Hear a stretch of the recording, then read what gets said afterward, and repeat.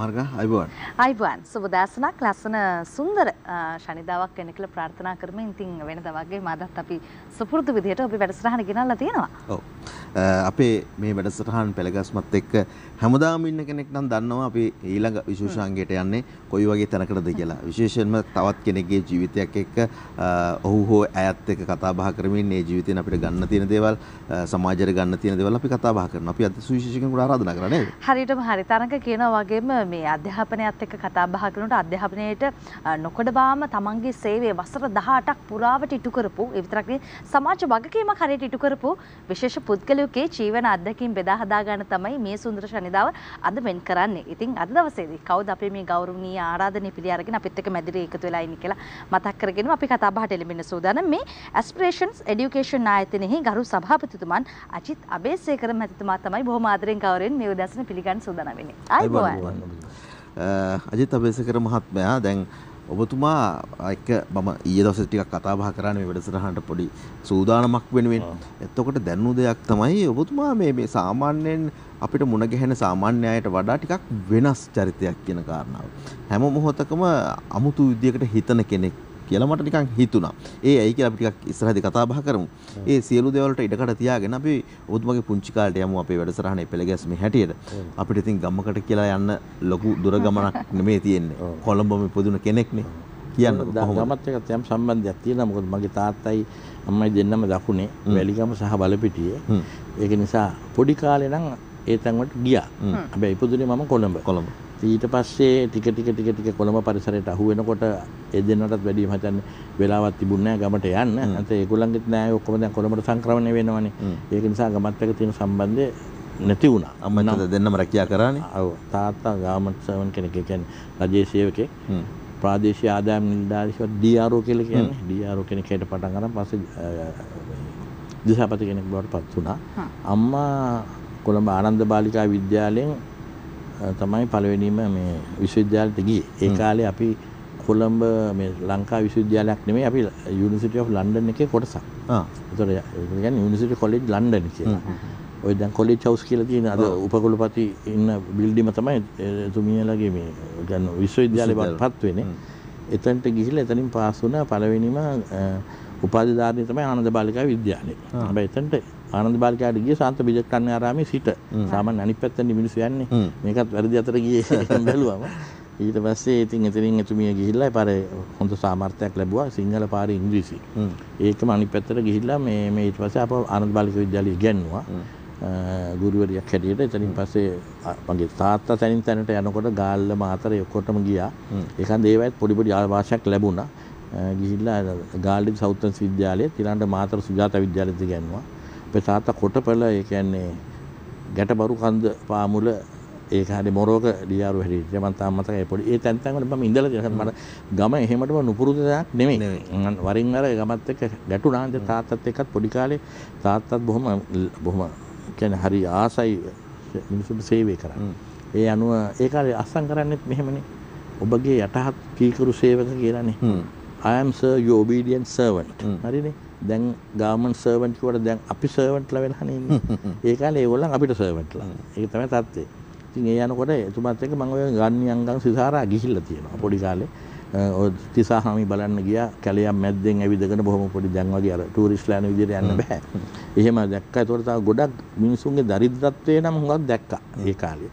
සහ මගේ අම්මත් අස්තනා අවුරුදු 10කින් පස්සේ කළා බෞද්ධ කාන්තා විද්‍යාලයේ ආයේ ප්‍රින්සිපල් බවට පත් වුණා. විද්‍යාලපතියට අවුරුදු 2ක් ඉඳලා ඊට පස්සේ සමස්ත සමාජ සේවයට බැස්සා. එතෙන්දී ආයේ සමස්ත ලංකා කාන්තා බෞද්ධ සංගමේ සමලියකම් වෙලා හිටියා. මම හිතන්නේ ආචාර්ය ඒ.එන්.එස්. කුලසිංහ මහත්මයාගේ බිරිඳ තමයි අනිත් සමලියකම්.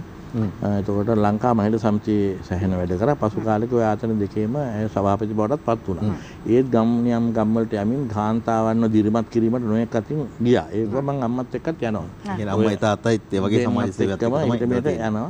තව එක පොඩි දෙයක් තියෙනවා කියන වැලිගම ශ්‍රී සුමංගල විද්‍යාලයේ කියන පාසල හැදුවේ අපේ සීයා අම්මගේ තාත්තා. මොකද වැලිගම ශ්‍රී සුමංගල හාමුදුරුවෝ තාත්තගේ බාප්පා සීයාගේ බාප්පා. ඉතින් ඒක නිසා ඒ ස්වාමීන් වහන්සේ මතක් වෙන්න තමයි ඕක කරේ. ඒ ස්වාමීන් වහන්සේ තමයි පානදුරාවාදයේදී මිගෙට්ටුවත්තේ ගුණානන්ද හාමුදුරන්ට පිටුපස ඉඳලා සහයෝගය දුන්නේ. ඉදිරියෙන් සහයෝගය දුන්නේ අපි හික්කඩුවේ සීසුමංගල හාමුදුරන් වැඩි ඉදිරිපත් වෙලා අර ඔක්කොම කරුණු සම්පාදනය කළා ආදී වශයෙන් දුන්නේ වැලිගම සීසුමංගල හාමුදුරුවෝ. වැඩි බරක් තියාගෙන දෙන උන්වහන්සේ. ඔව් බරක් දෙන්නේ හොඳට ඉංග්‍රීසි පුළුවන් ස්වාමීන් වහන්සේ කෙනෙක් ඒ කාලේ අර ලයිට් ඔෆ් ඒෂියා වගේ පොයම්ස් ලියුව සර් එඩ්වින් ආනල්ඩ්. සර් එඩ්වින් ආනල්ඩ් එක ලියුම් ගනුදෙනු කරලා තියෙනවා ඉංග්‍රීසියෙන්. ඒ ස්වාමීන් වහන්සේ. ඉතින් ඒ අතින් අර දැනුම තිබුණා මගේ සීයත් ලංකාවේ පළවෙනි ඉංග්‍රීසි inspector of schools. Mohandiram Charles Jayasuriya. ඉතින් ඒක නිසා එක්තරා විදියකේ අර අධ්‍යාපනය පිළිබඳව අපේ අම්මගේ පැත්තෙන් තදට තිබුණා ඒක. තාත්තා ඊට වඩා ප්‍රායෝගිකයි. තාත්තා ඒ තරම් අධ්‍යාපනය ඒ පැත්තට ගෙන තාත්තා යුනිවර්සිටි එකට ගියා. ඔය කියන යුනිවර්සිටි එකටම ගිහිල්ලා මම හිතන්නේ මාස 6-7කින් අයින් වුණා.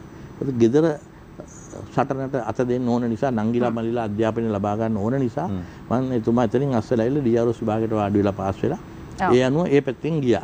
හරි. එතකොට තමයි බැලන්ස් එක. දැන් ওই විදිහට අධ්‍යාපනය පිළිබඳව කතා කරා ඔබතුමාගේ අධ්‍යාපනය පිළිබඳව කතා. ඔබේ පාසල ඒ විතරක් නෙමෙයි කොහොමද ඒ කාලේදී අධ්‍යාපනය තිබ්බ ඔබතුමාගේ කැමැත්ත? අධ්‍යාපනයට මම නම් එච්චර දුර ගියේ නැහැ. මගේ අයියා නම් ගියා දිගටම අධ්‍යාපනයේ මහාචාර්ය කෙනෙක් වෙන කලින්ම සමාජ විද්‍යාව පිළිබඳව ඒ කාලේ ඇතුළු නෑ විද්‍යුත් විද්‍යාලයට විශ්වවිද්‍යාලයට කවුද අයියා පොඩ්ඩක් නම මතක් කරමු. මහාචාර්ය දයාලාල් ලබේසේකර. ඔව්. වර්තමාන අගමැතිතුමයි එතුමයි එකට පන්තියේ හිටියේ මම හිතන්නේ අපේ අයියාගේ තමයි ඒ වෙලාවේ හොඳම ප්‍රතිඵල ආවේ දෙන්නයි විභාස උනේ අගමැතිතුමා දෙවිනියා වගේ ඉඳලා එයා ගියා මෙහි කොහෙද මේ කොළඹ විශ්වවිද්‍යාලේ නීති විද්‍යාව දන්න අපේ සහෝදරයා විද්‍යුත් විශ්වවිද්‍යාලයට ගියා මේ සමාජ විද්‍යාව හදලා. හැබැයි ඔබතුමා ඉතින් පාසල් යන කාලෙත් හැබැයි හොඳ ලකුණු මට්ටමකට ආපු පන්තියේ පළවෙනියා එහෙමත් වෙච්ච අවස්ථා තියෙනවා නේද? ආරම්භයේදී වුණා. අතරමඟදී පොඩ්ඩක් නිකන් අතරමඟ වුණා.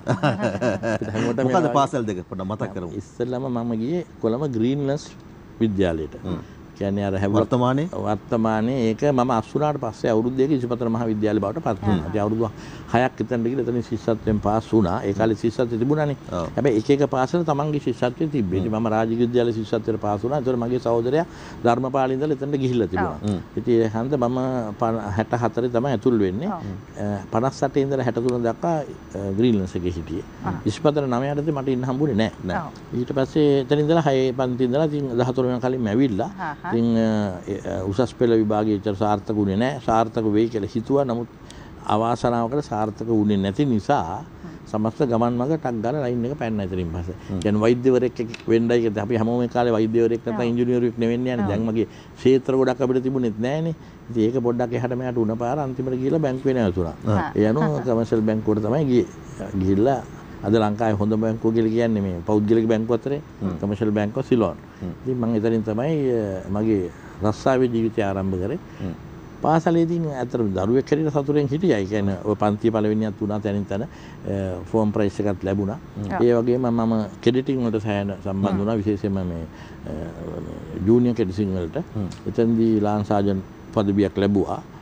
දියතලාවටත් ගියා. ආයෙසර සීනියර් කෙඩිට් ප්ලටූන් එක අවුරුද්දක් ගියා. ඒ අවුරුද්ද අපි හර්මන් ඩූස් කුසලානේ 3rd බැටාලියන් එකට තමයි අපි අයිති වෙන්නේ. අපි ඒක දිනාගත්තා. ඉතින් ඒ වරම ක්‍රිකට් ටිකක් ගැහුවා. හැබැයි අපේ පාසල් මට්ටමට එන්න අමාරුයි. අර නිවාසාන්තර මට්ටමට ආවිල්ලා එතන පොඩ්ඩක් හිතා බැඩ්මින්ටන් ක්‍රීඩාව කරා. ඔව්. ඉතින් කලාවටත් ඔබතුමා හරි සම්බන්ධයිනේ. නාට්‍ය ශිල්පීන් වර්තමානයේ ගත්තොත් එහෙම වර්තමානයේ අපි ආදරය කරන අපේ ගෞරවය දිනාගත්ත බොහෝ ශිල්පීන් එක්ක ඔබතුමා පාසල් කාලේ වැඩ කටයුතු කරනවා. ඔව් ඒක ඇත්තටම වෙන්නේ මෙහෙමයි. මගේ අයියා පාසලේදී නාට්‍ය නිෂ්පාදනය කරා. එකක් අන්තර් පාඨශාලීය නාට්‍ය තරඟේ අපි නාට්‍යයක් කරලා කොමිසම ඉදිරියේ සාක්ෂි දෙන්න ඕනේ. විනාඩි 45යි. ඊටම අති විශිෂ්ට නාට්‍යයක් එදාන මේ අදත් පෙන්වුවොත් මම හිතලා තාම දුවන්න පුළුවන් නාට්‍යයක්. එතුමා ඒක ලියලා රචනය කරලා ඒකට අපිට සංගීතයෙන් සහාය වුණා උපාලි අත්තනායක කියන ඊටාත්ම ශ්‍රේෂ්ඨ ගණයේ මේ කලාකරුවෙක්. එදා අපේ මගේ භෞතික විද්‍යාව ගුරුවරයා. ඊට පස්සේ ඒකටම උපාලි ජයමාන කියලා අපේ අයියාගේම පන්ති හිටපු තවත් සයන්ස් කරපු ළමයෙක් එයාත් එදා තමයි මියුසික් කරේ. ඒක මියුසිකල් නාට්‍යයක්. ඒක දින්න අපි දෙවෙනියා වුණා. ඒ දෙවෙනියා වෙනකොට මම ඒකේ අර අත්වැල් ගායනයට සම්බන්ධ වුණා. කෝරස් එකට මම හිටියා. ඊට පස්සේ ඒකත් එක්ක ඉතින් අපි අත්තනායක මහත්තයත් එක්ක යාළු කියන්නේ මම පොඩි එයාට වඩා අවුරුදු 15ක් මම බාලයි. නමුත් පසු කාලෙකදී අස් වුණාට පස්සේ අපි දෙන්න හරි මිත්‍රයෝ බවටපත් වුණා. එතුමා තමයි මගේ පසු කාලෙකදී මගේ සරණ බන්ධනයේදීත් මට අස්සම් කරෙත් එතුමාමයි. ඉතින් ඒ යාළුකමයි ඒ සම්බන්ධයයි එක අපි අන්න අර නාට්‍යයක් නිෂ්පාදනය කරන්න ඉදිරිපත් වුණා. කැසට් එකකුත් නිෂ්පාදනය කරා. ඉතින් මේ දෙකේම මම මූල්‍යමය සහ අනිත් වටපිටාව වැඩවලට සහභාගී වුණා. කලාත්මක පැත්තෙන් අත්නායක මහත්මයා තමයි ඉදිරියට ආවේ. එයා ඒක තුල මට ගොඩාක් කලාකරුවන් ඔය තිස්සා බේසේකර වැනි අනිත් ඔය ඉහළ පෙළේ කලාකරුවන් මගේ ජීවිතේ වරින් වර හම්බෙලා ටිකක් ඈතින් ඉඳලා ආශ්‍රය කරලා තියෙනවා. ඒ කියන්නේ යම් අදහසක් තියෙනවා කලාව පිළිබඳව. ඔබේ සහෝදරයා මේ වයස අවුරුදු 17 දී අද කාලෙටත් උචිත අපුරු කවියක් 17 ඔය නාට්‍ය එකක් තියෙනවා මේ එක තැනක ඒක මේ මොකෙදින් කිව්වොත් 4 දිනක් එඩියට එනවා මහ ජනතාව මේ නාට්‍යයක් විශ්වවිද්‍යාලය කලකිරීමකින් ලංකාවේ. එපාර ඒගොල්ලන් මේක කතා කරලා වේගවත් වෙලා ගිහිල්ලා අපි කියන ආණ්ඩුවෙන් ඉල්ලනවා අපිට කොමිසමක් දාලා දෙන්න කියලා සාක්ෂි දෙනවා. රයිට්. ඒක තුල කොමිසම එනවා මේ සාක්ෂි අහනවා. ඒතර මුද්‍රා, ශෛලිගත, තාත්වික ඔය ගීත දේව කියන්නේ සංගීත කියන්නේ දයානන්ද ගුණවර්ධනයන් සුගතපාල සෙන්වත් මේ සුගතපාලද සිල්වා ඊළඟට ඔන්න වගේ 4 දෙනා අනිත් දෙන්නා කවුද ශෛලිගත කියන සරාසන්ද ඒ කියන්නේ සරත්චන්ද මැතිතුමා සහ තාත්වික මේ මුද්‍රා කියන්නේ චිත්‍රසෙන්. ඒ අදහස් තමයි ගෙනාවේ. ඒක තුල ඇවිල්ලා මේ අහලා ඉවරලා අන්තිම වෙනකොට මෙතන එකිනෙකා ගැටුම් වෙනවා. දැන් වගේම තමයි හැමදාම ගැටුන්නේ අපි තියෙන්නේ. හරි මේක හොඳයි කියනවා මෙයා ඒක හොඳයි කියනවා. ඒක අස්සමැදට හදිසිය කඩාගෙන පයින්න යකෙක්. ඒ ඇවිල්ලා 18 පාළිය. ඇවිල්ලා එතකොට ඒකට කරේ මගේ අයියා. 18 පාළිය තමයි මූණක් පේන්නේ නැහැ යකා වගේ ඇඳගෙන ඉන්නේ. ඒකලා කෑ ගහලා ඔක්කොම විසුරාගෙන මම උඹලා ඔක්කොම කතා කරා. අයි මට මම 18 පාළියයි මට ආරාධනා කරන්නේ නැද්ද කියලා ඔක්කොම පැනලා දුවනවා. දිනලා මේක ඉවරයි කොමිසම විසිරලා යනවා. ਪਰ අර 4 දෙනා නැවතත් එනවා. ඇවිල්ලා කියනවා මේක බලන්න දැන් වෙච්ච වැඩේ අන්තිමට මෙහෙමයි. අවසානයේදී අපි ආයෙමත් අනාථ වෙනවා.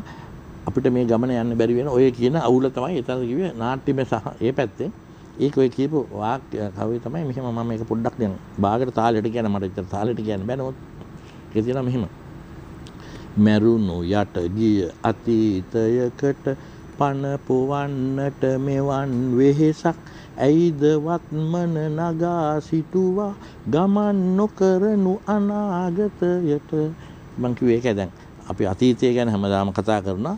ඉතින් මරුණු යට ගිය අතීතයකට පන පොවන්නට මෙවන් වෙහෙසක් ඇයිද වත්මන නගා සිටුවා දැන් තියෙනත් ගමන් නොකරනු අනාගතයට. ඉතින් අදත් මං හිතනවා අපි අවුල් වෙලා තියෙන එතන. ඒකයි මට මතක් වුණේ මේ ඒක හරි උචිතයි. අවුරුදු 17ක 18ක ළමයෙක් එදා ඔක ලියනකොට මෙවන් පසුබිමක් තිබුණ නැති කාලයකත් එතුමාට ඒක කොහොමද හිතුනේ කියලා අද මට මම විදියටපත් වෙනවා. ඒ ගැන එදාට වඩා එදා මට තේරුන්නේ නැහැ මොකක්ද. එතකොට දැන් මේ විජය කුමාරතුංග මහත්මයාම ඔබතුමාට මුණ ගැහිලා තියෙනවද? ඔය විජය කුමාරතුංග මහත්තයා මුණ ගැහෙන්නේ අපේ උපාලි අත්තනායක මහත්තයාගේ හොඳ මිත්‍රයෙක්නේ. දෙන්නම චිත්‍රපට නළුවෝ කර්මකාරයෙක්ගේ අයියා මල්ලි හැටි ටක්කරේ මේ දෙන්නනේ. රයිට් ඒ වගේම විජය කුමාරතුංග මහත්තයත් එක්ක ගොඩක් වෙලාට උපාලි අත්තනායක මහත්තයා හොඳ නළුවෙක්. ඉතින් යාළුවයි බොහොම. ඉතින් විජයගේ අපි කැසට් එකක් කරමු කියන එතුමාගේ හිතේ හරි සදට තිබුණා. එයා සින්දුත් වරින් වර ලියපු සින්දු ගොඩක් අමුණලා තිබුණා. ඕකට පස්සේ එකතු කරගත්තා ලෝරන්ස් ෆර්නැන්ඩෝ කියලා ඒත් අපේ පාසලේම සංගීතය උගන්වන ආපු ගුරුවරයා. එයාත් සංගීතය දාත අනිත් එක රංජිත් යාපා ඩල්විස් මේ කුමාරි මේ කුමාරිය කවුද දැන් මට මතක නැහැ. අපේ අර ෂෙල්ටන් පෙරේරා මහත්මයාගේ නංගි කුමාරි තමයි රංජිත් මහත්තයාගේ බිරිඳ. ඉතින් ඒ රංජිත් හුඟක් වෙලාට අපේ තිස්සා බේසේකර මහත්තයාත් ගොඩක් චිත්‍රපට අධ්‍යක්ෂණයෙන් සහාය වෙලා තියෙනවා. සහාය අධ්‍යක්ෂණයෙන් එයත් සංගීතයෙන් හුඟක් ලැබී ඉතින් ඒ තුන් දෙනා එකතු වෙලා තමයි මේක ඔක්කොම හැදුවේ. කළා ඉතින් විජයට කතා කරා මේක සින්දු කියන්නේ. ඒතකොට විජය ඇවිත් ඉතින් ගායනා කරා. ඉතින් එතන ඉතින් විජය කුමාරතුංග හරි බිසි පුද්ගලෙක්නේ හැම වෙලාවෙම හරි අමාරු එකතු කරගන්න. ඉතින් ට්‍රේන් කරගන්නත් වෙලාවක් නැහැ. එනවා කඩාගෙනගෙන යනවා. ඒ කියන උපාලිය එන්නම ටක් ගාලා එන්න කියලා එනවා. එහෙම නිකන් අර දැන් වගේ නැවිලා ඉන්නේ නැහැ. එනවා. නෝත් එන්නේ මහ ගොඩක් වැඩ දාලා. ඉතින් මේ සින්දුව කියන්න ගියාම හරි ප්‍රශ්නයක් ආවා. දැන් මේක බෙදන සින්දු වැලක් නේ එකක් නෙමෙයිනේ. අර අපිට ඕන විදිහට ට්‍රේන් කරගන්න බෑ. ඉතින් ඒත් ඇවිල්ලා පටස් ගාලා ආවා. නෙඩු ස්ටුඩියෝ එකට ආවා. විනාමුල්ලකට ගියා. කොදිනුත් බලේ කියලා පොඩ්ඩ හරියටින් හත කාලේ ගිහලා මෙහෙම අහගන්නවා. ඊළඟ මොහොතේ මෙන්න ගිහලා තරස් කාලා කිව්වා. හරි හැබැයි හොඳට කිව්වා. ඒ කාලේ ස්ටැන්ලි බීරිස් මැතිතුමා තමයි මේකේ අපිට සංගීතය කරේ. එතන හිටියා කීර්ති පැස්කෝල්, රූකාන්ත ගුණතිලක, මහින්ද බණ්ඩාර, ප්‍රේමනාත් කොඩිතුවක්කු. ඒ දවස්වල හොඳ යවුවනේ ඉන්න. හැබැයි ඒගොල්ලන් සින්දු කියන්නේ නැහැ එතකොට. ඒගොල්ලන් තාම গিitar වාදනය විතරයි. දැන් රූකාන්ත මට මතක එකක අපිට කෝරස් එකෙන් අත දෙනවා කටහඬින්. මිසක් ඒ වෙනකොට එක සින්දුවක්වත් එහෙම මන් දැන් තරමට කියලා නැහැ. කීර්තිත් කියලා නැහැ. නමුත් ඒගොල්ලන් තමයි පසු කාලෙක මේකෙන් ගැලවිලා මම හිතනවා රූපාලි කන්නංගර ඒගොල්ලන් ඔක්කොම ඔය ස්ටැන්ලි පීරිස් මහත්තයාගේ නායක ගාණ්ඩා හිටියේ. ඉතින් එහෙම කරලා ඔය කවුළු අතරින් කියන නම තමයි දැන් මේ. ඒකට මොකද ඒක තමයි පළවෙනි සින්දුවත්.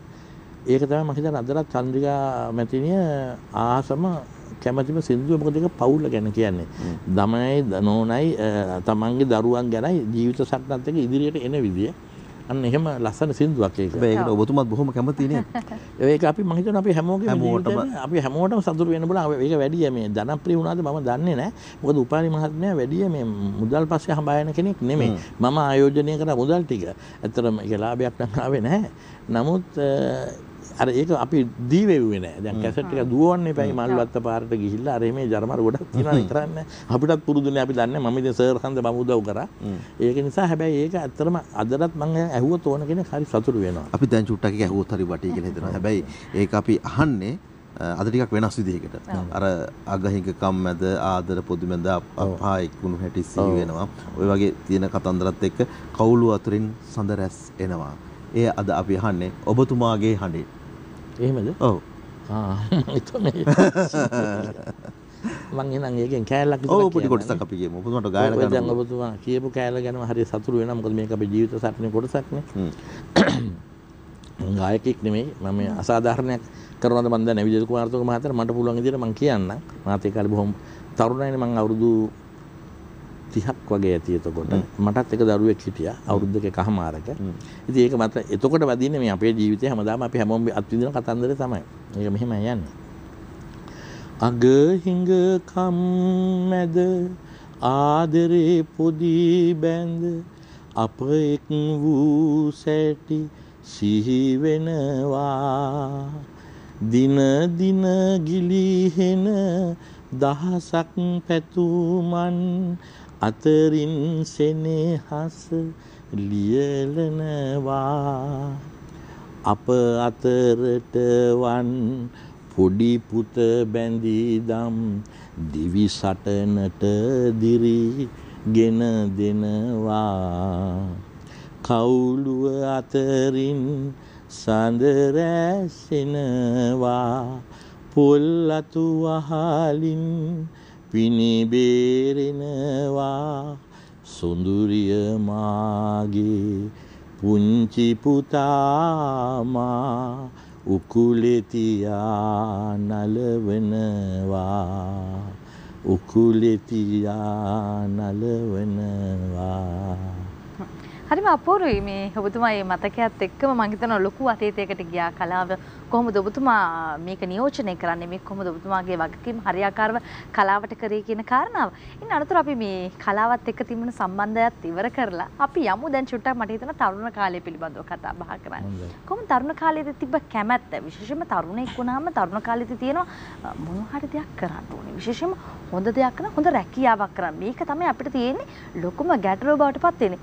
ඒ ඔස්සේද බැංකු ශාස්ත්‍රය තෝරගන්නේ නැත්නම් අපි හිතනවා මේ තරුණ කාලේදී කරන්න වෙන කිසිම දෙයක් නැති නිසා අටපහ රැකියාවක් කරනවා කියන හැඟීමත් එක්කද? නෑ ඒක නම් කවදාකවත් තිබුණේ නෑ. බැංකු ශාස්ත්‍රය ගැන තීනකින්වත් හිතුවේ නෑ.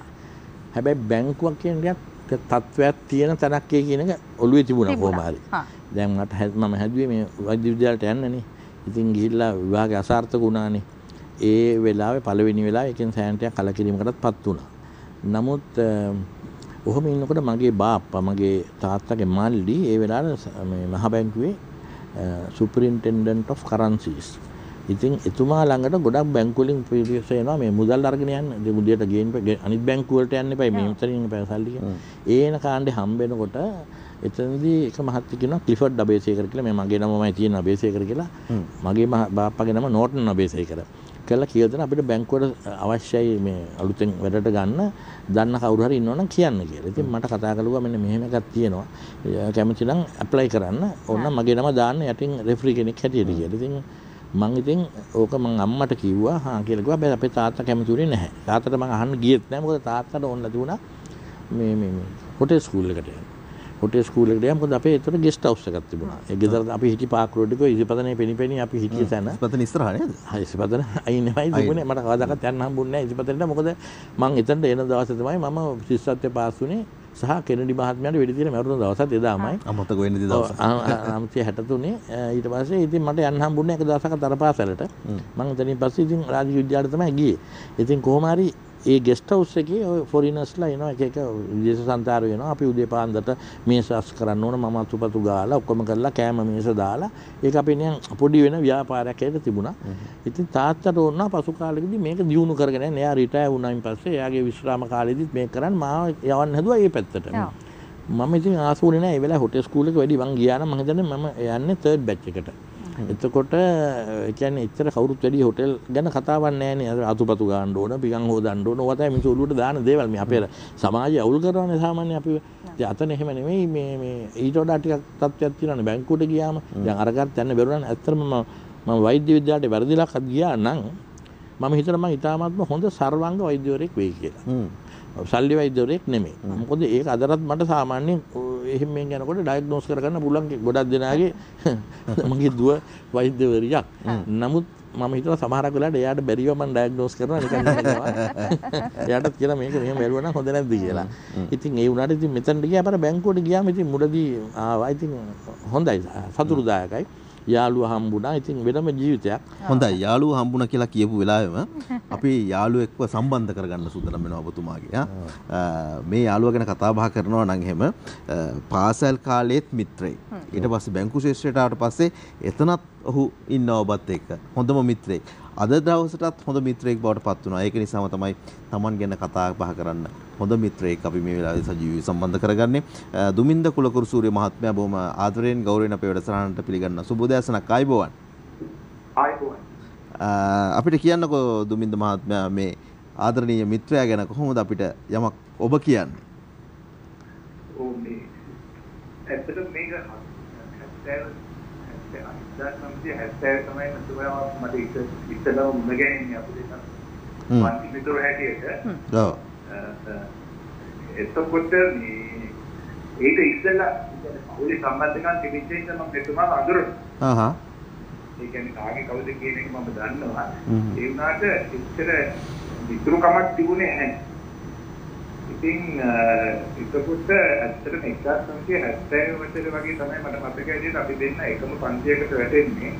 ඉතින් එතනට වැටුණාට පස්සේ අර නෑකමයි ඔක්කොම යාළුකමයි ඔක්කොම අලුත් වුණා. එතනදී. ඉතින් ඇත්තට දැන් මෙහෙම මේ බොහොම මේ මහතට ඒකියද ඒ දවස්වල බොහොම ඉස්සෙල්ලා අපි දෙන්නා. ඉතාලත් කිසිම ඇත්තට මේ ඒ මාත් ගැන පදලා මේ වෙඩින් ෆොටෝග්‍රාෆ් එකක් තියෙනවා. ඒකේ වෙන්නේ කොච්චර කෙසක පුද්ගලයෙක්ද කියලා. දැන් ඉතින් පොඩ්ඩක් ඉතින් එකපත වෙනස් කරලා තියෙනවා. ඉතින් අර මම කියන්නේ ඊට පොඩක් දේවල් මට මේ මම කිව්වා රිසිප්ට් කණ්ඩායමයි සිංහල සාහිත්‍ය සංගමයේ ප්‍රථමවත් විදියට ඉස්සර වේවා. ඔව්. ඇත්තටම මෙතුමාගේ මවගේ පාර්ශවයේ අපිට ටිකක් ගොඩක් සම්බන්ධකම් තිබුණා. ඒ මවගේ යාගේ ආබාධයේ ඉඳලා භාෂා දෙකෙන්ම මුදට චතුරව කතා කරන්න පුළුවන්. මට හරියට මතක නැහැ ඉබෙටින් ටීම් එකක හිටියද කියලා. හැබැයි භාෂා දෙකම මුදට කියලා බැනියෙක් හැටියට මට කියන්නේ. මුදටම කතා කරනයි භාෂා දෙක. ඉතින් ඒ අතරතුරේ ඔය මේ මගේ අයියාත් අර කියවිත් සිංහල සාහිත්‍ය සංගමයේ ගොඩක්ම මේ කැප වෙලා වැඩ කරපු කෙනෙක්. ඔව්. මේ දෙන්න එකතු වෙලා හරියට මේ උපාධ්‍යාපන නායකත්වයට එකතු වෙලා බොහොම මේ ඒ දවස්වල මේ ඉස්කෝලේ බොහොම නමස්තියාගෙන හිටපු අය. දඟ වැඩ එහෙම කරේ නැද්ද ඒ කාලේ? දඟ වැඩ එහෙම කරේ නැද්ද මෙතුමලා? මොකද? දඟ වැඩ එහෙම කරේ නැද්ද? දඟ වැඩ නම් කරලා තියෙනවා. මම එක ටිකයක් මට මතක් වෙනවා. එතකොට ඇත්තටම මම හරියට අජිත්ව අඳුරන්නේ නැහැ. ඒ කියන්නේ දන්නවා පුද්ගලයා කවුද කියලා. ඒකට යාළුකමක් තිබුණේ නැහැ.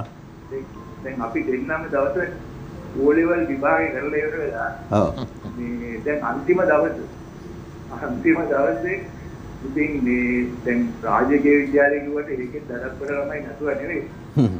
ඉතින් දැන් බොහොම මේ ටිකක් සංග වැඩ ටිකක් කරලා දැන් අපේ ප්‍රින්සිපල් ඒ දවස්වල දීතිය ගෝගල ප්‍රේමරත්න කියන උතුම් පුද්ගලයා ඉතින් මට මතක හැටියට එතුමා දැන් වේවැල තියාගෙන රටේ ඒ ළමයින්ව එළවනවා. ඉතින් එතුමාට හොඳ සුහද අතුරක් තියුණා ඒ වෙලාවේ පොඩ්ඩක් තරහ ගිහිල්ලා මේ ළමයින් එළවනවා. දැන් අපි මේ එතන තියෙනවා පෝටිකෝ එකක්. ඒ කියන්නේ එතන හෙවණක් තියෙනවා. ඔය හෙවණ වෙලා අපි දෙන්න දැන් මමත් ඉන්නවා මේ මහත්මයාත් ඉන්නවා. ඉඳගෙන දැන් ගෝගොඩ ප්‍රේමරත්න මාත් ඇවිල්ලා මේක පිළිවෙලින් මේව ගහන්නේ නැහැ. එහෙම දෙයක ඉන්නේ නැහැ. ඔක්කොම යන්නේ කියලා අපි එළවනවා. එළවනකොට මේ මහත්මයාගේ වැස්සනේ කොහමද යන්නේ කියලා.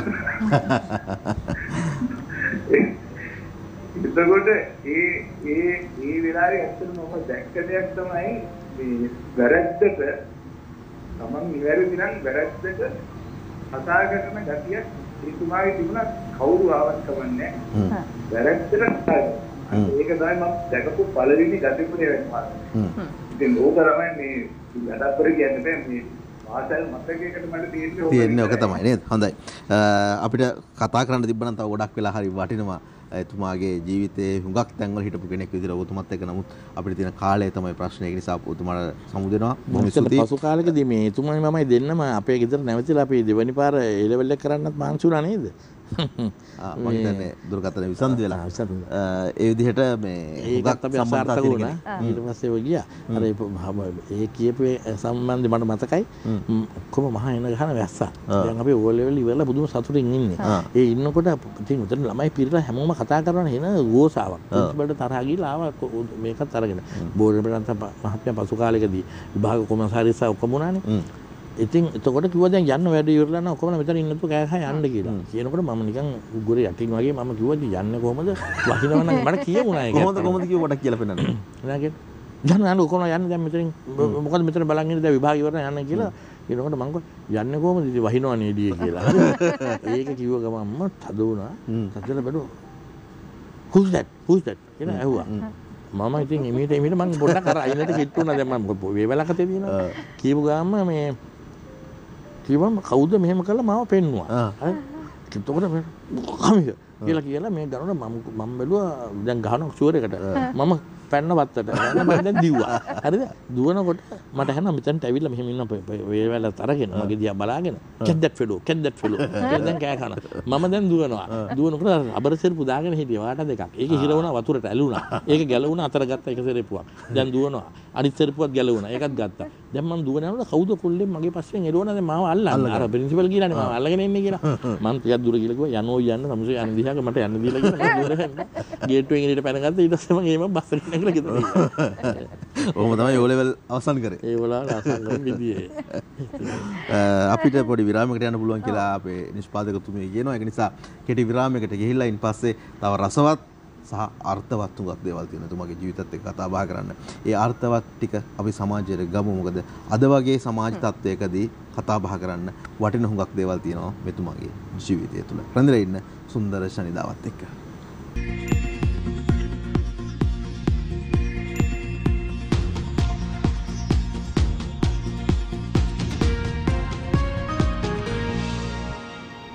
Aspirations Education ආයතනයේ ගරු සභාපතිතුමත් එක්ක අපි කතා බහ කරමින් හිටියේ මහර්ගා. මේ මට මේ ඒ පුංචි විරාමයට ගිහපු වෙලාවේ දුරකථන මුතුමක් ආවා. හරිද? දැන් සජීව වැඩසටහනක් වුණත් දැන් විරාමයක් හම්බෙච්ච වෙලාවේ මම එකපාරටම බැලුවා කවුද මේ කියලා. මට වැඩසටහනට එක වටින දුරකථනයක් මුතුමක් නිසා මම ඒක ආන්සර් කරා. මුතුමක් දැක්ක හැබැයි දැක්කේ නැහැ කවුද කතා කරේ කියලා දන්නේ නැහැ තාම. මේ ඒ කතා කරපු දුරකථන මුතුමේ මට කිව්වේ ඔබතුමා ගාව තියනවලු කොන්ෆිඩන්ස් මල්ලක්. හැමදාම ඉස්කෝලේ යන කාලේ ඉඳන්ම කරේ දාන්න යනවලු රෙදි මල්ල. මොකක්ද මේ කතාව? නෑ මෙහෙමයි. මම ඉස්කෝලේ යන කාලේ රෙදි මල්ලක් තිබුණානේ. ඉතින් පසු කාලේ රස්සාවට එනකොට ඔය මල්ලක්ම අරන් එනවා. ට්‍රිප් එකක් ගියක් ගෙනියනවලු. ඒක ගෙනියනවා. මොකද නැත්තම් නෑ ඇඟට හරි නෑ. නිකන් අර සිලි බෑග් එකක් හදාගෙන මගේ දුවලා දෙන්න තමයි hina වෙන්නේ. රාත්‍රියේ ඔය කොන්ෆිඩන්ස් මල්ල නැතුව පොඩ්ඩක් මොකද එක සැරයක් අපි ගිහිල්ලා චීනේ අපේ පොඩි දුව ඉගෙන ගත්ත චීනේ ඒ වෙලාවේ වෛද්‍ය විද්‍යාලයට ගියා. යනකොට පරාකාරය බලන්නත් අපි ගියා. දැන් ඒ යනකොටත් දැන් මට කොහොම හරි දැන් පොඩ්ඩක් වයසත් දැන් අමාරුයි ඉස්සර වගේ අර පඩිපෙළ නැගෙන. නමුත් කොහොම හරි මම අර රේඩින් එකක් අල්ලගෙන නගිනකොට හැබැයි මට මේ මල්ල නැතුව බෑ.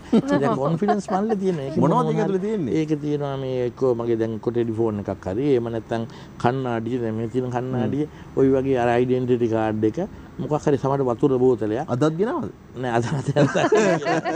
අද ගෙනාවේ නෑ. අද ටෙලිෆෝන් එක විතරක් උස්සගෙන ආවා. මොකද අදිසියට කතා කරගන්න. ඒක කන්නඩි නැතුව බෑනේ. ඒ දෙක. නමුත් ඇත්තටම ඒක නැතුව යනකොට මට නිකන් බැලන්ස් එකක් නෑ. නිකන් මොකද්ද ලොකු අඩුවක් දෙනවා වගේ හැම වෙලේම තට්ටු කරලා බලන එහෙම ඕන දේවල් තියෙනවද කියලා. ඕක තමයි කොන්ෆිඩන්ස් වල. ඉතින් ඕක තමයි මේගොල්ලෝ hina වෙන්නේ. ඒක නැතුව යන්න බෑ කියලා. ඔව්. කවුද ඔක ලෑස්ති කරලා දෙන්නේ විශේෂයෙන් අපි ඒකත් මතක් කරමු. ඒක කවුරුත් අත ගන්න බෑ. මේ මල්ල මමම හදා ගන්නවා. උදේට දැන් අපි මංගුවක් කරලා පිට පළාත් වලට යනවානේ මේ පාසල් වල අපේ මේ පදනමෙන් උදව් කරන්න යනවානේ. ඒ යනකොට මම ඉතින් උදේ ලස්සන ඇඳුඩ ඔක්කොම ඕනෙවා ටික තියලා. ඊට පස්සේ මොකද අමතක වෙනවා දැන් බෙහෙත් ටිකක් ගන්න ඕන. ඒව ටික ඔක්කොම ඉස්සර තියනවා පිළිවෙලට ඇඳේ. තියලා ඊට පස්සේ එකින් එක මම යන ගමන් කරගෙන ගමන් මේක ගෙනත් තියෙනවා. අරක ගෙනත් තියෙනවා. දැන් මිස් වෙනවනේ. ඒ පාර ඔක්කොම ටික එක අර මල්ලට දා ගන්නවා. ඒ සිලි බෑග් එක අරගෙන තමයි යන්නේ. ඒ ගිල වාහනේට එක දාගත්තා. ඉතින් මම දන්නවා දැන් මට බෙහෙත් එක තියෙනවා, පනාවක් තියෙනවා. ඔය අනම්මනම් ඔක්කොම බඩු ටික තියෙනවා. සමහරට මොන හරි පොඩක් කන්න මොනක් හරි ඕනනම් ඔය කඩල පැකට් එකක් හරි මොකක් හරි අකුත් තියා ගන්න. මොකද තමයි නිදිමත ගතියනකොට පොඩ හපන්න එපා. ඒව මේ ඔක්කොම සෙට් කරගෙන ඉතින් මම යනවා. ඉතින් ඒක තමයි ඒක වෙන කාටක් තගහන්න බෑ. මට හරි බයයි වෙන කවුරු අත ගහලා අවුලක් කරලා දැම්මොත් මම සම්පූර්ණයෙන්ම කඩා වැටෙනවා. ඒ කියන්නේ විවිධටවත් දෙන්නේ නැහැ. නෑ යාර කිව්වේ මගේ වැඩ ටික මම මේ අනුව කරගන්න. මගේ සූට් කේස් එකත් මට ඕන විදිහට මම පැක් කරගන්නවා. ඕන ඇඳුම් හරියට මේ දවසට මෙහෙමයි, මේකට මෙහෙමයි, ෂර්ට් ගාන මෙච්චරයි. ඒ වගේ ඔක්කොම සෙට් කරගන්න අවශ්‍ය දේවල් එහෙම කරලා එතකොට හරි නිදහස් ඊට පස්සේ අද රට හරි සුන්දරයි ඊට පස්සේ කාර් එකට නැග්ගම ඔය යනවා අනිවාර්යෙන් දැන් ඔබතුමා ඔයක ගැන කියනකොට මට හිතෙන්නේ මේ ජීවිතේට පිළිවෙල කියන දේ කොයිතරම් වැදගත්ද කියලා. එහෙම නේ තරංග. මොකද මේ හැම දෙයක්ම ලක ලැහැස් වෙනවා කියලා කියන්නේ හෙට දවසේ වැඩ කටයුතු අදම අපි ලැහැස් වෙනවා. මේක ජීවිතේ වැඩිපුරම හොඳ පුරුද්දක්. මම හිතන්නේ මේක ඔබතුමා Tamanට විතරක් නෙමෙයි මේ පුරුද්ද ගෙන්නේ. දරුවන් වෙනුනුත් මේ පුරුද්ද ගෙනල්ලා. ඔබතුමා මේ 2005 දී මේක ලොකු තැනකට ගෙනල්ලා තියෙනවා. ඔව් ඇත්තට මේ පොඩි කාලේ පුරුදුනේ අපේ තාත්තා නිසා. මොකද එතුමා රිච්මන්ඩ් විද්‍යාලයේ මේ හොස්ටල් එකේ හිටියේ. ගමේ ඒ ට්‍රේනින් ගාවේ නැහැ. එතන හිටියා මචං මේ ජාතියෙත් කියලා පරණ යුද්ධ හමුදා මේජර් කෙනෙක්. එයා තමයි වෝඩන්. ඉතින් වෙලාවට යන්නේ නේවා අරවා මේ ඔක්කොම කන්න ඕන බෙල් ගහපුවම යනවා. ඒක මං හිතන්නේ අපේ ගෙදරටත් පොඩ්ඩක් ආවා. යනකොට මම දැන් උනත් ඇඳ හදලා ඔක්කොම කරලා මගේ සරම හරි මේ නවලා ඒව හරි තැන තියලා තමයි යන්නේ. එකක්වත් හරි මේ විසි කරලා දාලා යන්නේ නැහැ. අම්මගේ මේ පැත්තේ එච්චර තිබුණේ නැහැ. කාන්තාවක් වුණා. තාත්තා ඊට වඩා ක්‍රමානුකූලයි. ඉතින් ඒක පසු කාලෙකදීත් මම හිතන්නේ ක්‍රමයක් යටා දැන් මගේ දරුවෝ දෙන්නගේ බාල දුව ඒ මගේ ලයින් එකේම යනවා. අනිත් එක්කෙනා සම්පූර්ණයෙන්ම ඊට වඩා වෙනස්. ඒ චරිත දෙකක්. ඉතින් කොහොම නමුත් කොහොමද ඔබතුමා ඒක මේ ගෙදරට විතරක් සීමා කරන්නේ අනිත් දරුවන්ටත් නෑ දරුවන්ට කියන්නේ මෙහෙමයි දැන් මම කරන ව්‍යාපාරය ගත්තොත් ඇත්තටම කියනවා නම් ඔන්න ඔය පිළිවෙල තිබුණා නම් අද දැන් මේ දවස්වල ගොඩාක් ළමයි මිනිස්සු වෙනවා රට යන්න බලාගෙන දැන් වකාන්ට ලංකාව ගැන කලකිරලා ඉන අවසනාවකට හරි හේතු නිසා නෙමෙයි නමුත් සාධාරණ හේතු තියෙනවා. ඒ කියන්නේ අපිට තේරුම් කරන්න බෑ. ඒකවල පෞල් පිටින් යන්න හදනවා. අපිට අතන ලොකු ප්‍රශ්නයක් දැන් කවුද යන්න ඕන කවුද නොයන්න ඕන. මුදල් විශාල වශයෙන් ඕන. ඊළඟට ඉංග්‍රීසි පාස් වෙලා තියෙන්න ඕන. ඊළඟට දැන් වෙනකොට යන්න පුළුවන් මනුස්සයන්ට ඩොලර් යවා ගන්න බෑ. ඔය ඔක්කොම හන්ද මේ මිනිස්සු හරියට අතරමං වෙනවා. ඇත්ත වශයෙන්ම මේ අතරේ අපේ ක්ෂේත්‍රෙත් ඉන්නවා අවංක නැති මිනිස්සු. සෑහෙන ප්‍රමාණයක්. ටික දෙනෙක් ඉන්නවා අවංකව මේ වැඩේ කරන්න හදනවා. අර වැරදි තැනට ගියොත් අර මනුස්සයා බලනවා මෙයාගේ උනන්දුව අතිශයින්ම උනන්දුවක් තියෙනවානේ. සල්ලි ටිකුත් අතේ තියෙනවා. සමහරට මට මෙච්චර දෙන්න අච්චර දෙන්න අපි ටක් ගාලා කරන්නම් කියලා ගත්තොත් අනිත් පාර ඒ මිනිහා අනාතයි. වීසා එකත් ලැබෙන්නේ නැහැ. වීසා එක ලැබිලා ගියත් සමහරට මුදල් එක තැන්වල දාලා බලෙන් පෙන්නනවා. තමන්ගේ නොවන මුදල් තමන්ගේ කියලා පෙන්නනවා. ඉතින් ওই වගේ කියන්නේ හරි මේ කොල කරදාස් නෙමෙයි හදන්නේ. ඒකල අපි ගියා කියමුකෝ හයි කමිෂන් එක හරහා කොහොම හරි කරලා. ඒතකොට මෙතන ඔකට කියන ෂෝ මනි කියලා. දැන් මෙතන ෂෝ මනි වුණාට එහෙට බහිනකොට නෝ මනිනේ. ඇත්තටම එතනින් පස්සේ අනාතයි. ඉතින් නෝ මනි නම් කොහොම අර ඉගෙන ගන්න බිලියන් ගණන් ගෙවගෙව කන්න බොන්න වියදම් කරන්නේ යන්නේ නේ මේ හැම දෙයකම සල්ලි තියෙනනේ. ඉතින් ඇත්තටම මිනිසුන්ගේ නොදැනුවත්කම අසරණකම ඊළඟට සමහර මිනිසුන්ගේ තියෙන කෑදරකම. රයිට් දැන් අපිට අවශ්‍යතාවය නැතුව අපි දුවන්න හදනවා. තේරුම්න්නේ අල්ලපු ගෙදර මිනිස්සු ගිය නිසා. එක්ක මගේ නෑදෑ කෙනෙක් එන්න කිව්වා.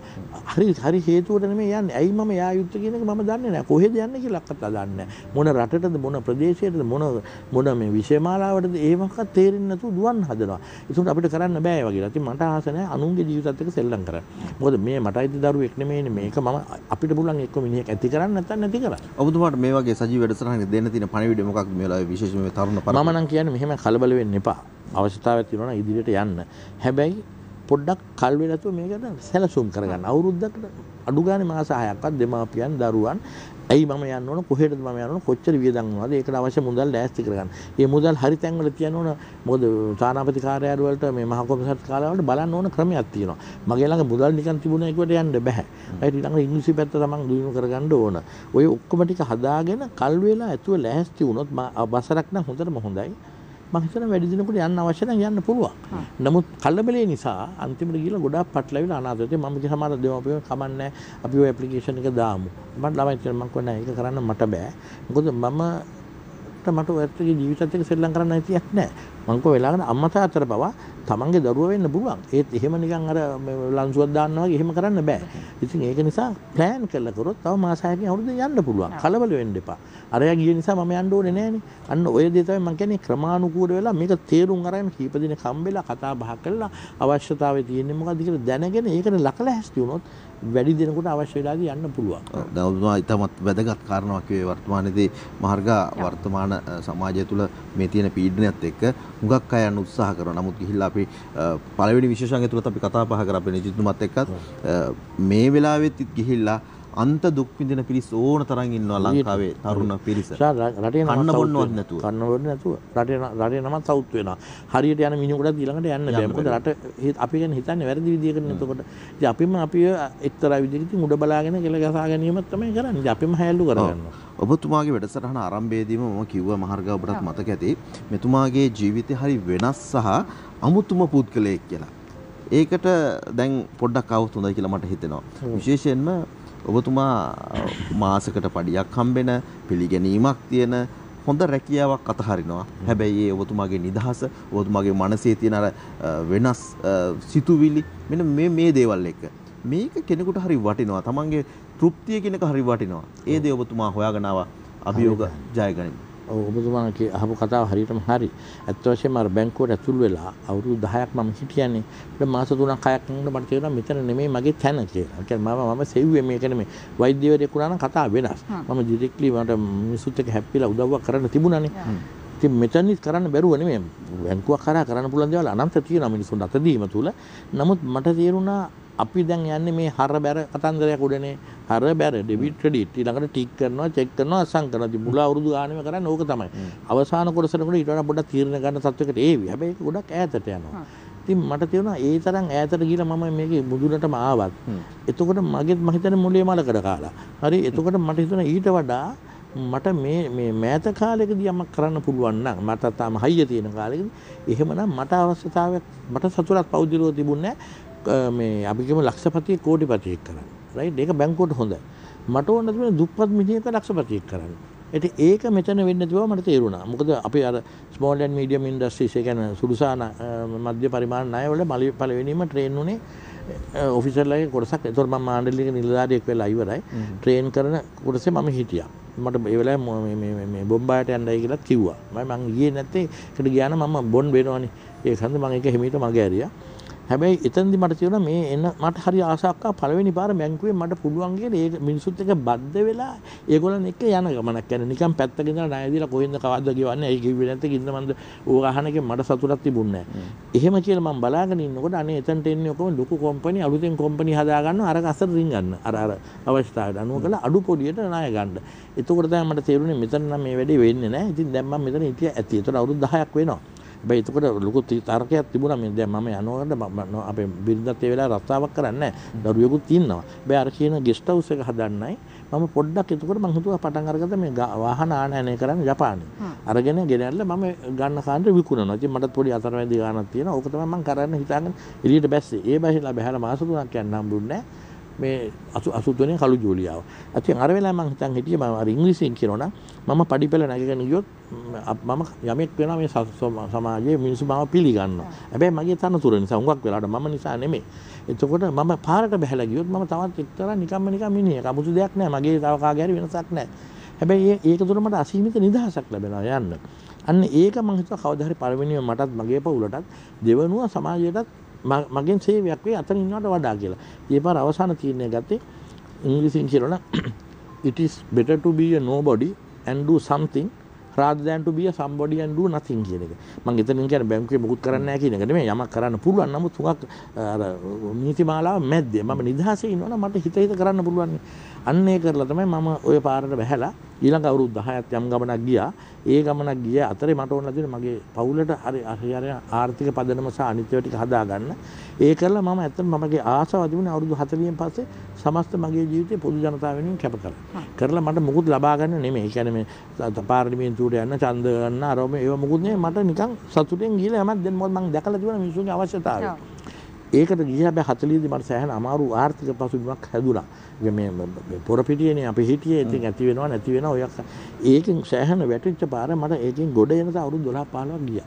ඒක 52 53 වයස එනකොට තමයි අවසානයේ මම නැවත මේ ඇස්පිරේෂන් එක හදාගත්තේ. ඒකල අවුරුදු දෙකක් යනකොට මම ඉමීඩියට්ලි වෙලා හිටියේ මට පළවෙනියෙන් මට දුන්නේ අර මම හිතපු දේ මට කරන්න නම් මට තව අවුරුදු ගාණක් ඉන්න බෑ. මොකද මගේ ප්‍රශ්නේ විසඳන්න කවදාවත් දන්නේ නැහැ. එදාට අර උදව් ඕන මිනිහ ඉන්නවද දන්නෙත් නැහැ. ඒක නිසා මම 2007 පටන් ගත්තා ඇස්පිරේෂන්ස් එඩියුකේෂන් පදනම. ඒවත් අභිලාෂ අධ්‍යාපන පදනම. ඒකේ මම කරේ පළවෙනිම දරුවන්ට පොඩි මේ ශිෂ්‍යත්ව වගේ දුන්නා. ළමයි 50කට ඊළඟ ළමයි 100කට ওই BMCට කතා කරලා ඈත පළාත්වල ඉන්න ප්‍රින්සිපල්ට ලියලා ළමයි තෝරගත්තා. කළා මාස් පතා මම මුදල් දෙන්න පටන් ගත්තා. මගේ අතේ රෝල් කරගෙන මම යනවා. දැන් මටත් තාම ප්‍රශ්න තියෙනවා. මම ණය ගෙවනවා, බැංකුවෙන් ණය ගන්නවා. ඒ ධර්ම ඔක්කොමත් එක්ක නමුත් මම මේකත් කරා. මොකද මම හිතුවා මගේ ප්‍රශ්න ඉවරලා නම් මේක කරන්න හම්බෙන්නේ නැහැ කියලා. ඒ පටන් ගත්ත එකේ පළවෙනි අවුරුදු 5 මම කරේ ශිෂ්‍යත්ව දීම පමණයි. ගෙදර ඉඳගෙන ඒ කියන්නේ ඔෆිස් එකේ. එතෙන් පටන් මම මහපාරට බැස්සා. ඒ කියන්නේ 2009 යුද්ධෙත් තරම ඉවර වෙලා. ඇත්තටම මට තියෙනවා මේකිනුත් මට ඉතර තෘප්තියක් ලැබෙන්නේ නැහැ. මොකද මම දන්නේ නැහැ මේ ළමයාට ඇත්තට මොකද්ද වෙන්නේ කියලා. පාසලකට යමු කියලා. ඒතකොට රාජකීය විද්‍යාලයෙන් ඒ වෙලාවේ දුන්න අර එඩෙක්ස් කියන එක්සිබිෂන් එක තියෙන්නේ. ඒක කරන මහත්තුරු දෙන්නෙක් හිටියා මේ සමන් ලබේසිංහ සහ රංජිත් අමරසිංහ කියලා. ඒ මහත්තුරු දෙන්නා අපි මෙන්න මෙහෙම දෙයක් කරනවා. පාසල් වලට අපි අහලා තියෙනවා මොනවාද ඕගොල්ලන්ගේ අවශ්‍යතාවයන් අපිට පුළුවන් නම් රාජකීය විද්‍යාලය වශයෙන් එකතු කරලා මොන හරි අපි දෙන්නම් කියලා. ඒකට එතුමාලා දන්නවා මගේ මේ හිතන විදිය. පරිගණක අපිත් එක්ක එන්න යන ඉස්කෝලේකට කියලා. එහෙම ගිහලා මම මුලින්ම රිදීමාලියද්ද කන්දම් බුදුර තියෙන කන්දේගම කියන ඉස්කෝලේට ගියා. ඒ ගියාම එතන මම දැක තියෙන ප්‍රශ්න ගොඩක් සහ අපිට හිතන්නත් බැරි ප්‍රශ්න. ඒ වෙලාවේ මම කිව්වා හරි මන්ට මේකට මොන හරි මං ආධාරයක් දෙන්නම් කියලා. එතනින් පටන් ගත්ත ගමන එදා මෙදා තුර මම කිලෝමීටර් 350ක් විතර මේ රටේ මම ඇවිදලා තියෙනවා. උතුර දකුණ නැගෙනහිර බටහිර මල්ලා කම්මිකන් චුන්නක් කම වලට පොඩ්ඩක් එහෙම පටන් ගත්තාම කෙලිනෝච්චි මුල තිව් අනිත් පැත්තෙන් අඩම්පන් සිලා වතුරේ ඊට පස්සේ වවුනියා අම්පාර කෝකිලයි පදවිය රිදීමාලියද්ද වැලිකන්ද අල්ලවුව මේ පැතරත් ආවා. අසල කොළමඩත් ආවා. දිලාසල් එකටත් උදව් කරා මේ කොටහේනේ තියෙනවා. මොනවද පුත්මල් ලබා දෙන්න උදව්? ඒ වෙලාවේ කරේ ඉතින් ඇත්තටම එතකොට මාපිය ආර ආයතනෙන් යන ළමයින් ගෙනුත් මං කිව්වා මෙහෙම එකක් තියෙනවා. ඔහෙලා කැමති නම් පොඩ අපි කිසි අය කිරීමක් කරන්න නැතුව තමයි ළමයි ඇරියේ. කීයක් හරි අපිට දෙන්න කියලා. සමාජදී 5000 10000 එහෙම රුපියල් 1000 එහෙම කී හරි කමක් නැහැ දෙනවා. ඊට පස්සේ අපේ ස්ටාෆ් එකනුත් අපි පොඩි ගාණක් අය කරනවා මාස් පතා මේකට දාන්න කියලා. සහ මට ලැබෙන අනිත් මුදල් වලිනුත් කරලා මම යාළුවෝ විතරක් දැන් මේ අපේ දුමින්ද මහත්තයා සෑහෙන කාලයක් මට එක එක විදිහේ උදව් බොහොම නිහඬව බර ගාණක් මිනිසුන්ට උදව් කරපු මිනිස්සෙක් තමයි බොහොම නිස්සද්ද චරිතයක්. හැබැයි මම හිතනවා මට හිතන්න බැරි විදිහ උදව් මිනිසුන්ට ලක්ෂ ගාණින් කරලා තියෙනවා. හරි හැබැයි සද්දයක් නැහැ. ඒ වගේම තමයි මගේ අනිත් යාළුවෝ සීප දෙනත් දැන් අද මේ සෙලාන් බැංකුවේ ඉන්න චෙයාමන් රවි ඩයස් කියන මැතිතුමා මාත් එක්ක මගේම ඩිපාර්ට්මන්ට් එකේ ඒ වෙලාවේ මාත් හිටියේ මගේ ජූනියර් ක්ලාක්. එතකොට පසු කාලෙකදී එතුමා මේ බැංකුවේ දිගටම ගිහිලා කමර්ෂල් බැංකේ සාමාන්‍ය අධිකාරී කළමනාකරණ වෙලා ඒ පාර දැන් අද චෙයාමන්. ඒ වගේ තව ගොඩක් මගේ යාළුවෝ ඉන්නවා මේ කාණ්ඩෙත් මට උදව් කරන වරින් වර සහ වෙනත් කාණ්ඩේ. ඉතින් මම ඔය ගිහිලා දැන් IT පැත්තෙන් දෙන්න ඕන මේවා ඊළඟට මේ ක්‍රීඩා භාණ්ඩ දුන්නා. අර ශිෂ්‍යත්වයේ දිගටම දුන්නා. ඊළඟට තව අපි මේ වගාව කරන්න මම අඹගස් 3000ක් ලංකාවේ ඉස්කෝල භූමි වල වැහුවා. ඒ අඹගස් හරි විදිහට හදුවා TJC කියන ටොම් JC කියන අඹ වර්ගේ. අද ඒ පාසල් හරියට ඒක නඩත්තු කරා නම් මගේ පැත්තෙන් ඒක සාර්ථකයි. යම් අසාර්ථකත්වයක් තියෙනවා නම් උනේ පාසල් වල කැපවීම නැති වුණා. විදුහල්පතිලාගේ කෘෂිකර්ම ගුරුවරු සමාජයට වත්තට බහින්නේ නැහැ. ඒගොල්ලන් කෘෂිකර්මියෝ ගන්න බෝඩ් එකේ. හරි.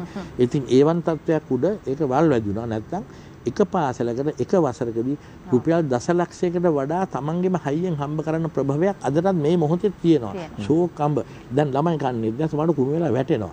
මම යන්න ඕන කප්පාදු කරන්න. මම යන්න ඕන කැලේ කපන්න. ඉතින් මට කරන්න බෑ කිලෝමීටර් 350ක් යන්න ඉන්න එපා. නමුත් අද වෙනකොට දෙයින් ගස් 2000 ගාණක් ලංකාවේ පැතිරලා තියෙනවා. ඉතින් මට තාම තේරෙන්නේ නැහැ මේ අද මේ රටේ හැමෝම බවන්න කියනකොට මීට අවුරුදු ගාණක් ඉස්සෙල්ලා ඔය කියන ඔක්කොම වර්ග මම වැව්වා. මම අපේ රූපවාහිනියේ එන්නේ උදේ මහත්මයා කියලා පුද්ගලයෙක් ඔබතුමා දන්නවා දැන් රිවිදු නාරුණාට අවුරුදු 15ක් නොකඩවා හැම ඉරිදම අපේ ගෙදරට ආව එතුමා. ඇවිල්ලා මේ ගෙවතු වගාව ගැන පුදුම විදිහට කියලා දුන්නා මිනිස්සුන්ට. හැබැයි ඒක ලොකු සේවයක් එතුමා කරා. එතුමාව අරගෙන අවුරුදු 5ක් මම ගියා මේ පාසල් වලට හැම මාසෙම වගේ. එතුමාට යම් කිසි ගෙවීමක් මම කරා. මේ එතුමා කොහොම අඩු මුදලක් අය කරේ මගේ කන්සල්ටන්ට් කෙනෙක් හිටිය ගන්න දුන්නා. පාසල් බිමටම ගිහිල්ලා වලක් කපන්නේ කොහොමද, පොර හදන්නේ කොහොමද, ගහ හදන්නේ කොහොමද, මේ ඔක්කොම කියලා දුන්නා. ඒක ලොකු පාඩමක්. ඇත්ත වශයෙන්ම ඒ ගස සහ ඒ පරිසරය කියන්නේ සයන්ස්, ඒ කියන්නේ විද්‍යාව, කෘෂිකර්මයේ, පරිසරය, ආර්ථිකයේ කණ්ඩායම් හැඟීමෙන් වැඩ කරන්නේ මේ ඔක්කොම. ඒ පාඩම ඇත්තටම ගත්තේ හරි ටික දෙනයි. ඉතින් ඒක තමයි මට තියෙන දුක. මම කරන්න පුළුවන් හරි මම කරා. මිනිස්සු ගත්තේ නැහැ. ඉතින් මම හිතන අපේ රටට යන්න තියෙන මේ කණ්ඩායම් හැඟීම. කණ්ඩායමක් හැටියට අපි ගියොත් අපිට යන්න පුළුවන් සීමිත අසීමිතයි. තනියෙන් අපි ගියොත් කොච්චර දක්ෂයෙක් වුණත් කොහේ හරි පටලවිලා වැටෙනවා අනිවාර්යයි. දැන් වර්තමානයේ සමා වෙන්නේ. දැන් මේ වර්තමානයේ තිබෙන තත්ත්වයක් එක්ක අපි මේ කොයිතරම් දේවල් මේ විදිහට කතා බහ කරත් මිනිස්සු ඉන්නේ ලොකු පීඩනයකින්. ඔව්. ප්‍රශ්න ගොඩාක් තියෙනවා. ඔව්. ආර්ථික ප්‍රශ්න තියෙනවා. ඉන්ධන ප්‍රශ්න තියෙනවා. ගෑස් ප්‍රශ්න තියෙනවා. අධ්‍යාපනය පිළිබඳ ප්‍රශ්න ගොඩාක් තියෙනවා. දැන් අද දවසේ අපිට වාර්තා වෙනවා ඊයේ දවසේ දරුවෝ ප්‍රවාහන පාසු ගන්න නැතුව ලොරියක ගිහිල්ලා වැටිලා මේ වෙනකොට තවමත් 3 දෙනෙක් දරුවෝ 3 දෙනෙක් ඉන්නේ රෝහල් ගත වෙලා. මේ අම්මලාට තියෙන ප්‍රශ්න තාත්තලාට මම චන්ද්‍රිකාවට පැන්නනේ ළමයි දෙන්නෙකුත් එක්ක මේ විදිහට මේ වගේ තත්වයක ඉන්න අපේ රටේ අයට ඔබතුමා වගේ අත්දැකීම් බහුල කෙනෙක් ජීවිතය දිහාවට ටිකක් වෙනස් විදිහකින් නිවැරදි පැත්තකින් බලන කෙනෙක් විදිහට ලබා දෙන්න තියෙන පණිවිඩය කොහොමද? පණිවිඩය පළවෙනියෙන්ම මම හිතන්නේ ඔක්කොටම වඩා මෙතන පුද්ගලයොත් එක්කනේ අපි හැප්පෙන්නේ. අපි වැරදි කියනවා, අරයට වැරදි කියනවා, මෙයාට වැරදි කියනවා, මේක වටේට කැරකෙනවා. ඇත්තටම මම හිතනවා පොඩි කාලේ ළමයින්ට පුරුවන් නම් පාසලේ ගහනවා. මම මගෙත් එක්ක සම්බන්ධ ඉස්කෝලේ විදුහල් පදිලා ටික දෙනෙක් ඉන්න හරිම කැප වෙලා. අපි සතුටාන දෙයකට ඉස්සෙල්ලත් මේක පොඩි සම්මානයක් තිබ්බා අනුරාධපුරේ. කොහොමද මේ එක වසරේ සිට 5 වසර දක්වා අලුතෙන් එන ළමයි ටික විනයගරුක, නීතිගරුක, ගුණගරුක, යුක්තිගරුක, පරිසර හිතකාමී අර තරංග අනවශ්‍ය තරංගයකින් තොරව නිහතමානීව හදාගන්න පුළුවන් පිරිසක් අපිට හදන්න පුළුවන්. මේක ගුරුවරු සහ විදුහල්පති අතරේ තියෙන්නේ. රයිට්? ඒකට හැබැයි දෙමාපියන් සහයෝගය නොදුනොත් මේක කරන්න බෑ. අපි try කරනවා මේ වැඩේ දැන් කරන්න. අපි උත්සාහයක් ගන්නවා දැන්. මේ වෙලාවෙත් කරනවා ඒක. එතකොට මට අවශ්‍ය වෙලා තිබුණේ මේ දරුවන්ට කියනවා නම් අපේ මිතුරෝ කියලා ලයිස්ට්වල් ලියනවා. අපේ සතුරුත් ඉන්නවා. දැන් සතුරෝ කවුද?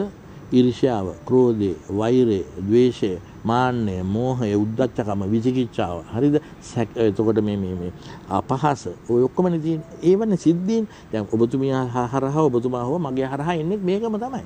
අපි මේ පුද්ගලයා වල්ලන් එයාගේ පස්සෙන් පන්නපනින් නැතුව මෙන්න මේ සිදුවීම් දාමයේ බැලුවා. අනිත් පැත්තෙන් අපේ මිතුරෝ ආදරය, කරුණාව, දයාව, මෛත්‍රිය, මුදිතාව, උපේක්ෂාව. දැන් මේව හරි අඩුයිනේ අපි නැතුව නෙමෙයි අඩුයි. හරිද?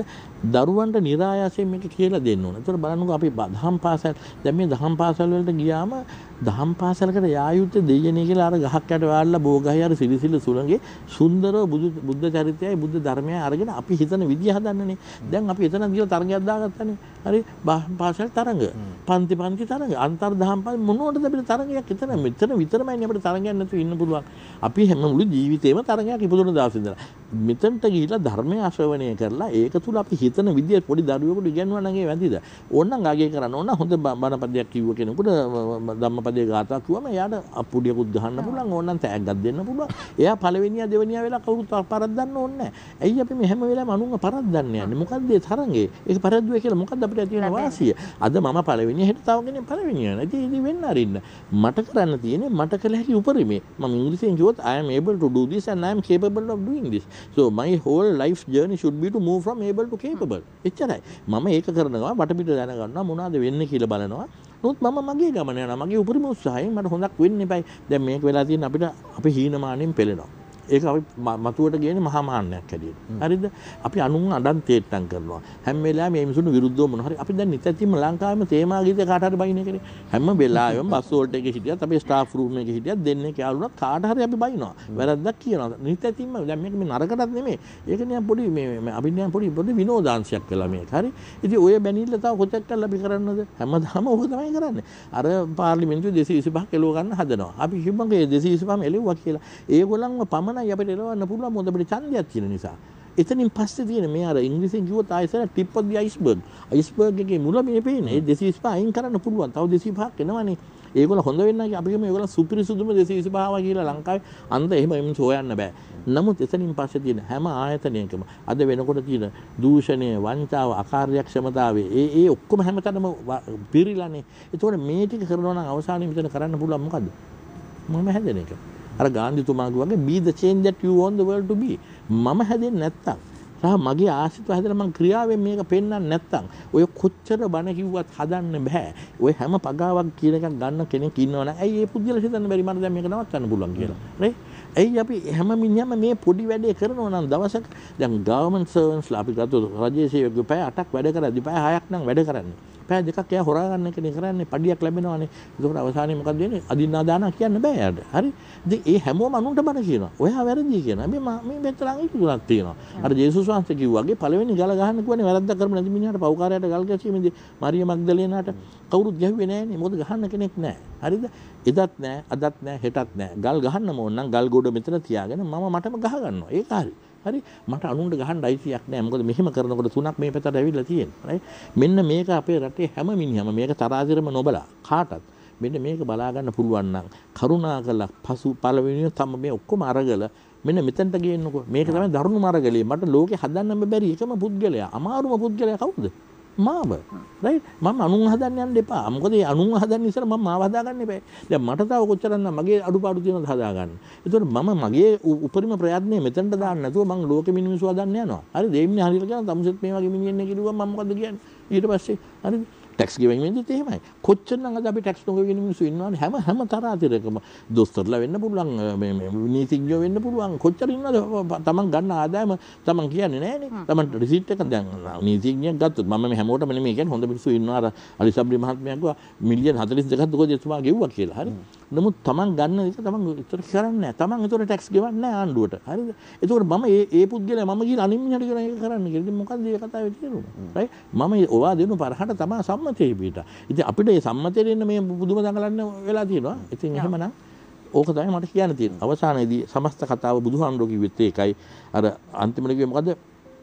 මේ සංගාමේ මානුසේ දිනේ ඒකාන්ත ජය්‍ය අත්තානං සවේ සංගාම දුත්ත මොකද ඔක්කොම දසදහසක් සටන් වලට වඩා මේ එක සිත දිරන එක තමයි අමාරුම දේ. ඒක එදත් එමය අදත් එමය හෙටත් එමය. ඉතින් මම හිතනවා අරගලිය පටන් ගත යුත්තේ මෙතනින්. හැබැයි අපි සාමූහිකව එකතු වෙලා හොඳ ගමනක් ගියොත් අපි හැමෝටම අපේ හොඳකම වැඩි කරමින් නරකකම අඩු කරමින් යන මෙන්න මෙහෙම ගමනක් අපි ආවොත් අපිට කවදාකවත් සුපිරිසිදු වෙන්න බෑ මං හිතන්නේ. අපිට මේ රටට යන්න පුළුවන් ගමන එක දවසක් ඇතුළතදී හිතන්න බැරි වෙනසක් වෙනවා. මාසයක් දෙකක් යනකොට විනීතව රියපැදෙව්වොත් අපි එකිනෙකා පස්සෙන් ගිහලා මෙහෙන් කෑන හොන් ගහන්න නැතුව හැම තප්පරේදීම අපි මිලියන් ගාණක් ඩොලර් මේ රටට ඉතුරු කරනවා. මොකද ජපානයේ තියෙන අපේ පාරවල් වලින් භාගයයි සයිස් එක. ඔය ලස්සනට යන්නේ හැමෝම. ඇයි මේ කලබලේ? ඔය තියෙන කලබලේ නෑනේ රස්සාව කරන්න ගියාම ඇතුළට. මහා පාරේ තියෙන කුලප්පුව තිබුණා නම් ඇතුළට ගියා නම් අපි උඩට ගිහිල්ලා මහා උස. ඉතින් මේක මම හිතන්නේ අනුන්ට දැන් කතා කරලා බලින එක ඇති ලංකාවේ. හරි. විනයක් හැදෙන්න ඕන. දැන් අපි හදාගමු අපි අපේ පාසල් ඇතුලේ ඒක කරමු. දෙමාපියන් හැට අපි කරමු. රයිට් හැමතැනම මේ ආයතන වල ඉන්න ප්‍රධානීන් කරමු මේක.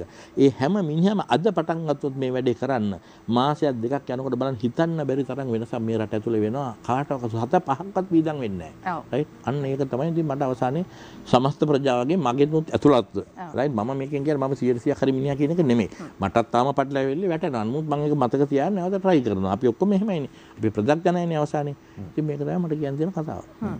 ඉතින් තම තමන්ගේ වගකීම් තම තමන් හරියට හඳුනාගෙන තමන්ගේ වගකීම් හරියාකාරව කරමු. මේ තමයි අපිට දෙන්න තියෙන එකම පණිවිඩය. අද දවසේදී අපි හෝරාවක් පුරාවට වෙන් කරගත්ත කතා බහ තුළ ඔබේ ජීවිතය වෙනස් කරන බොහෝ දේවල් අපි එකතු කරගත්තා. බොහොමත් ස්තුතිවන්ත වෙන බොහොම හරවත් වූ කතා බහක් අපිට ගෙන ආවාට මේ ඇස්පිරේෂන් එඩියුකේෂන් ආයතනයේ සභාපතිතුමා නචිත අබේසේකර මැතිතුමනි බොහොම ස්තුතියි. කරන කියන දේවල් සාර්ථක වෙන්නේ විතරක් නෙමෙයි මේ අධ්‍යාපනයේ තවත් බොහෝ වැඩ කටයුතු සාර්ථකව කරගන්නට තවත් දරුවන්ට බොහෝ දේවල් ලබා දෙන්නට ඔබට හැකියාව ලැබේවා කියලා ප්‍රාර්ථනා කරනවා. බොහොම ස්තුතියි තරංග ඔබටත් මාර්ග ඔබටත් ඔබ දෙදෙනාත් මම කියන්න ඕනේ දැන් එළිය වෙන පාන්දර මෙතනට ඇවිල්ලා වැඩ කරනවානේ දැන් ඕක මහන්සියක්නේ දැන් ඇත්තට මට හරියම ආවම උදේ නැගිටගෙන මෙතනට එන්න හරිද මේ ඔක්කොම ඉන්න ප්‍රසන්ටර්ස්ලා හැමතැනම එළිය වෙන 3ට 4ට ඇවිල්ලා සමාජ ඉස්සරහ රෑ නැගිටලා මේකට ලෑස්ති වෙලා කරන මහන්සියක් තියෙනවානේ දැන් අපි ඒක දකින්නේ නැහැ හරිද අපිට තියෙන ලස්සනට ඇඳගෙන ඇවිල්ලා මෙතන කතා කරනවා ඔබතුමාලට එහෙමයි නමුත් මෙතන තමයි ඒ කියන්නේ එෆර්ට් එක උත්සාහය තියෙන්නේ මේක තමයි හැමතැනම තියෙන්න ඕන එහෙම කරොත් තමයි තමන්ගේ ගමන යන්න පුළුවන් ඔබලා දෙන්නත් හොඳ උදාහරණයක් ඒකට ඉතින් මට මේ අවස්ථාව ලබා දුන්නාට සියත මාධ්‍ය ජාලයටත් ඔබ දෙපළටත් ඒ වගේම මගේ මිත්‍ර අනුර සිරිවර්ධන මෙතුමාට එතුමා තමයි මට මේකට මඟ පෑදුවේ මගේ දුවගේ හිටපු ප්‍රධානියක් ITN එකේ ඒ වෙලාවේ මගේ දුව වැඩ කර ITN එකේ එතුමා මේක සභාපති ඉතින් හදිසියෙ මට මේක කිව්ව දවස් දෙකකින් මෙන්න මෙහෙම ලෑස්ති එතුමාටත් මම විශේෂයෙන් ස්තුතිවන්ත වෙන්න ඕන සහ ඉතින් අපි හැමෝටම ඉතින් ස්තුතිවන්ත වෙමු විශේෂයෙන් මගේ බිරිඳට දරුවන්ට සහ මගේ යාළු මිත්‍රාදීන්ට සහ ඔබතුමාලා සියලු දෙනාටම සුබ අනාගතයක් කියලා මම ප්‍රාර්ථනා කරනවා